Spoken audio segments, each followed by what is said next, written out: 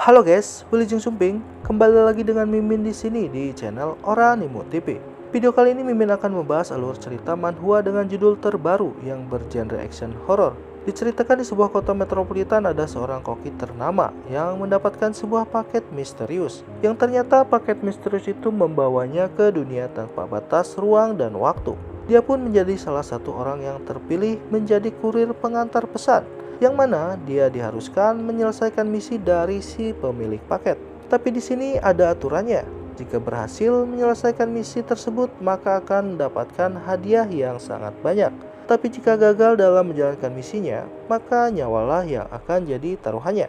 Oke guys, sebelum lanjut ke alur ceritanya, jangan lupa buat pencet tombol subscribe-nya ya. Buat kalian yang udah tahu jalan ceritanya, tinggal skip aja videonya. Dan buat teman-teman yang suka dengan video ini, jangan lupa kasih like-nya juga ya. Oke deh, cukup dulu basa-basinya dari Mimin, kita langsung aja ke alur ceritanya.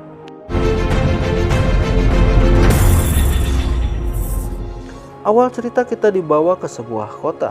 Terlihat ada sebuah bangunan yang diketahui bangunan tersebut adalah sebuah restoran milik seorang koki yang bernama Zhao. Ia pun salah satu koki ternama di kota itu.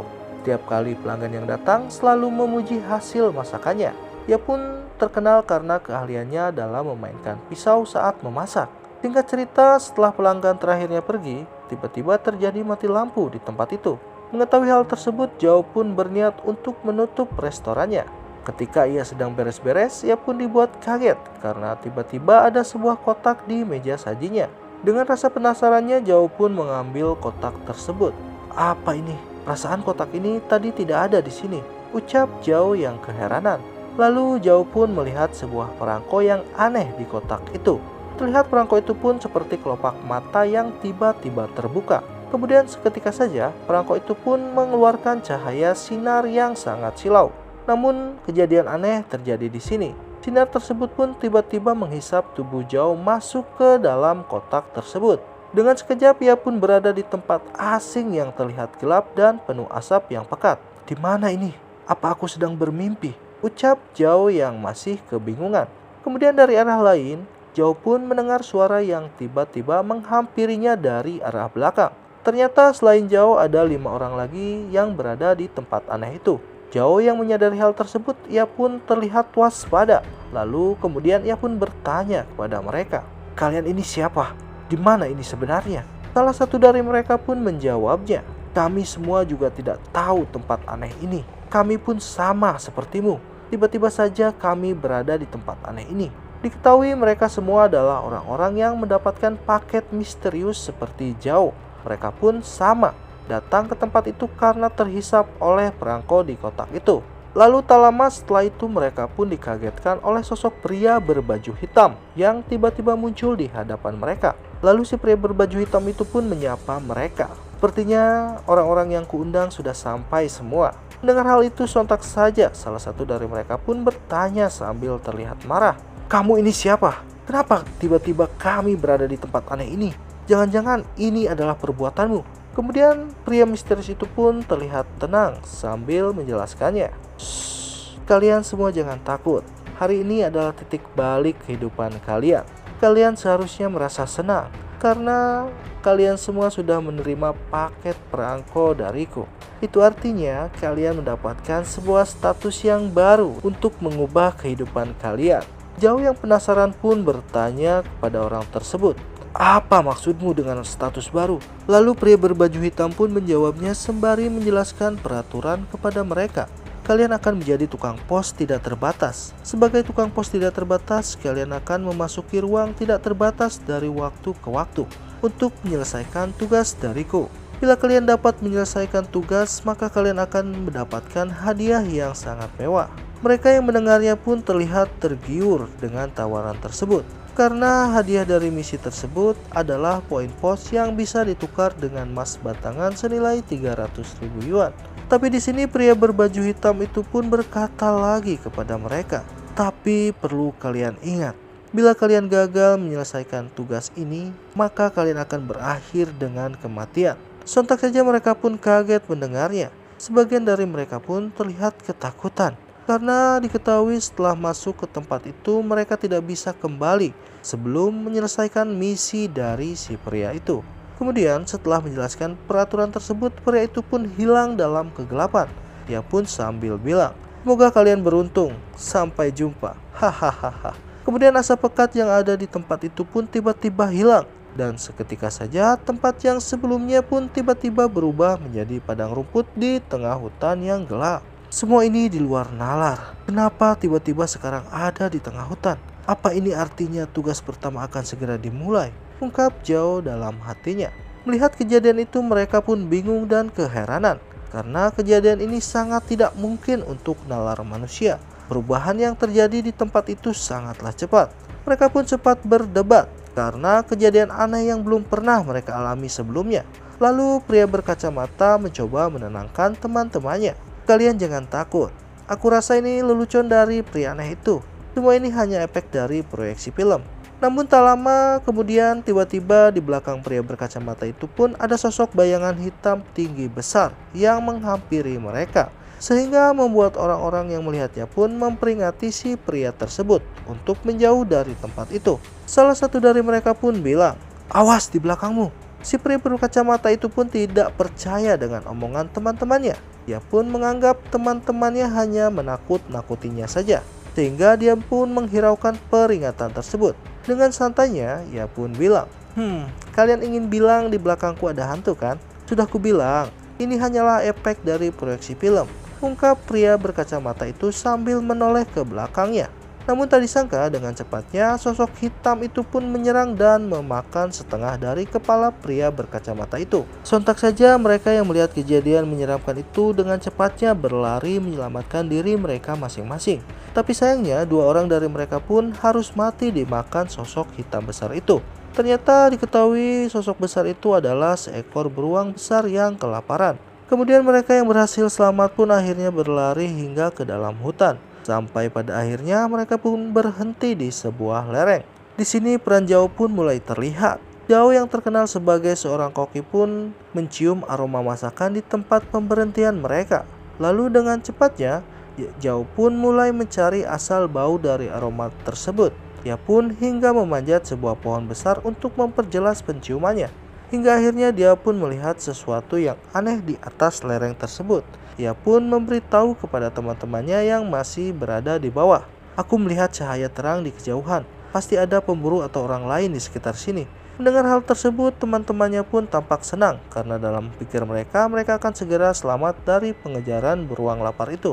Kemudian mereka berempat pun dengan segera mendaki ke atas lereng untuk menemukan asal dari cahaya yang Zhao lihat tadi. Ketika sedang mendaki terjadi insiden di antara mereka. Mereka pun saling bersaing untuk sampai dengan selamat di atas. Karena rasa takut yang berlebihan, wanita berambut pendek pun memiliki rencana licik untuk bisa selamat dari pengejaran si beruang. Dia pun dengan sengaja mendorong teman-temannya agar terjatuh untuk dijadikan umpan agar bisa menghadang beruang itu untuk naik. Zhao yang mengetahui niat licik dari wanita itu pun akhirnya menendang si wanita berambut pendek itu hingga terjatuh. Ia pun sambil berkata, "Dasar wanita jalang, aku lebih baik berjalan dengan orang bodoh yang mengorbankan hidupnya untuk menyelamatkan orang lain dibandingkan dengan kau yang sengaja meninggalkan teman-temannya untuk kepentinganmu sendiri." Ungkap Zhao sambil terus mendaki. Kemudian tak lama disusul dengan dua temannya yang sebelumnya terjatuh karena ulah wanita licik itu. Zhao yang sudah sampai di puncak pun ia pun menunggu dan membantu kedua temannya itu. Setelah itu mereka bertiga pun mulai berjalan mencari tempat yang mereka tuju tadi. Kemudian di tempat lain, wanita licik yang masih ada di bawah lereng, ia pun mendengar suara langkah kaki yang mendekat. Dengan rasa takut ia pun menoleh ke sumber suara tersebut. Namun tak disangka ia pun melihat lambaian tangan dari balik semak-semak. Dengan perasaan senang ia pun mengira bahwa tangan tersebut adalah salah satu dari temannya tadi. Lalu ia pun mendekati dan menggapai tangan tersebut sambil bilang, "Syukurlah kalian datang untuk menolongku kan?" Tapi tak disangka yang terjadi malah di luar dugaannya. Ternyata tangan yang ia gapai adalah tangan seseorang yang sudah terpotong, sehingga membuat dia teriak ketakutan. Lalu tak lama terlihat ada seseorang yang menghampirinya. Terlihat dari mata wanita itu, orang tersebut mengacungkan kapaknya. Kemudian di sini, cerita pun dialihkan ke tempat jauh dan kedua temannya, yang masih belum juga menemukan tempat yang mereka tuju. Kedua temannya yang kelelahan pun meminta Zhao untuk beristirahat. Tapi Zhao menolaknya. Jangan anggap remeh penciuman dan kecepatan beruang. Bisa saja dia sudah mendekat dengan kita. Lebih baik kita cepat menemukan sumber cahaya yang tadi aku lihat, ungkap Zhao yang menolak permintaan kedua temannya. Singkat cerita, setelah mereka berjalan cukup lama, akhirnya mereka pun menemukan sebuah rumah. Zhao yang melihatnya pun sedikit waspada, karena bau dari aroma yang ia cium semakin pekat dan aneh. Bau apa ini? Bau ini belum pernah aku cium sebelumnya. Aku harus berhati-hati. Sepertinya ada yang tidak beres dari rumah ini, ucap Zhao sambil mendekat ke rumah tersebut. Lalu salah satu dari temannya pun mengetuk pintu rumah itu sambil berkata kepada Zhao, mungkin tugas pertama kita ada di dalam rumah ini. Kemudian dia pun memanggil penghuni rumah sambil sedikit berteriak, apakah di dalam ada orang? Tolong buka pintu. Kemudian dari dalam pun terdengar suara yang menyautui mereka. Siapa di luar? Kami mahasiswa yang tersesat. Jika diizinkan kami ingin menumpang bermalam di sini, jawab mereka dari luar. Kemudian tak lama pintu rumah itu pun terbuka. Terlihat seorang wanita tua membukakan pintu tersebut. Ia pun sambil bilang, kenapa kalian malam-malam bermain di hutan? Ayo cepat masuk, di luar sangat berbahaya. Kemudian wanita tua itu pun mempersilahkan mereka untuk masuk ke dalam rumahnya. Zhao yang curiga pun bertanya kepada nenek itu, nenek, apakah nenek tinggal sendirian di sini? Wanita tua itu pun menjawabnya sembari menyuruh mereka masuk. Apa yang kau katakan? Bagaimana aku yang sudah tua ini tinggal sendirian di tengah hutan? Aku tinggal bersama putraku. Kebetulan dia sedang pergi keluar. Mungkin sebentar lagi dia akan pulang. Kalian duduk saja dulu. Biar besok kusuruh putraku yang mengantarkan kalian. Kemudian setelah itu nenek itu pun pergi ke dapur berniat untuk menjamu mereka. Zhao pun masih menaruh curiga kepada nenek itu.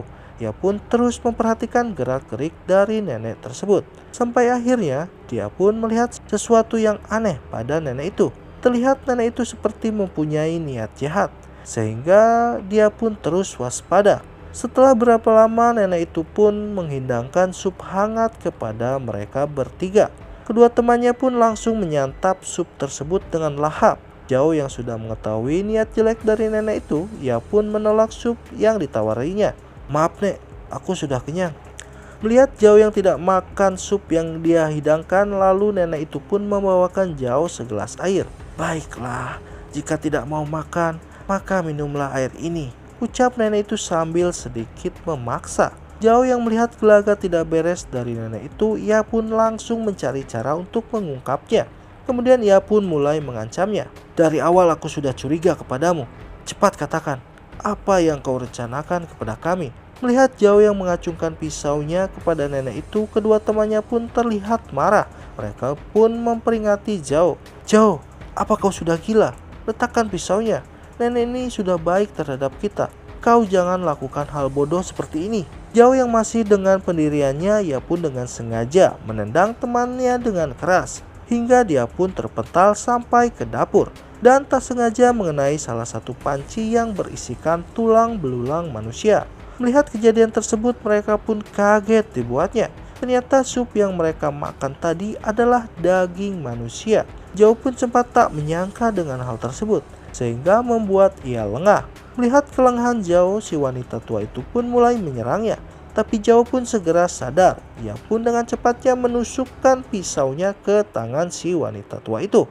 Mengetahui rahasianya sudah terbongkar, wanita tua itu pun terlihat berontak. Ia pun mulai menunjukkan wujud aslinya. Sontak saja mereka semua pun dibuat kaget karena tak menyangka seorang nenek yang terlihat lemah ternyata adalah seekor siluman beruang yang sangat menyeramkan. Pisau yang menusuk di tangannya pun terpental. Wanita tua yang sudah berubah menjadi siluman beruang itu pun mulai marah dan menyerang Zhao. Zhao pun dengan cepatnya menghindar dari amukan siluman beruang putih itu. Tapi sayangnya siluman beruang itu pun terus mengejar Zhao. Zhao pun selamat dari serangan tersebut karena bantuan temannya yang memukul siluman beruang itu dengan kursi kayu, sehingga membuat siluman beruang putih itu pun tambah mengamuk. dan menyerang mereka. Zhao yang ahli dalam permainan pisaunya mulai menunjukkan skillnya. Ia pun mulai menyerang siluman beruang putih itu dengan pisaunya. Dengan beberapa serangan, akhirnya Zhao pun bisa menebas leher siluman itu hingga terputus. Setelah kejadian itu, mereka pun berniat pergi, meninggalkan rumah tua tersebut. Tapi salah satu dari mereka melihat pemberitahuan sistem yang keluar dari potongan kepala siluman beruang putih. Sebentar, coba kalian lihat di sana. Ada sistem pemberitahuan di kepala beruang itu. Mengetahui hal tersebut, mereka pun mulai mendekati mayat dari siluman beruang dan mulai membaca isi dalam sistem tersebut. Di sini diketahui siluman beruang putih yang mereka bunuh adalah ibu dari Xiong-er. Dan ternyata di sini Xiong-er yang dimaksud adalah beruang hitam yang mengejar mereka. Tugas pertama mereka saat ini adalah untuk membunuh Xiong-er. Jika tidak menyelesaikan tugas tersebut, maka merekalah yang akan mati oleh Xiong-er. Mereka pun sempat berdebat karena mereka tahu membunuh Xiong-er itu bukanlah perkara yang mudah. Oke guys, sampai sini dulu alur cerita dari video ini. Buat teman-teman yang baru gabung, jika kalian suka dengan video ini, jangan lupa like, subscribe, serta komen. Dan buat kalian yang udah subscribe, sehat selalu dan terima kasih banyak. Atur nuhun.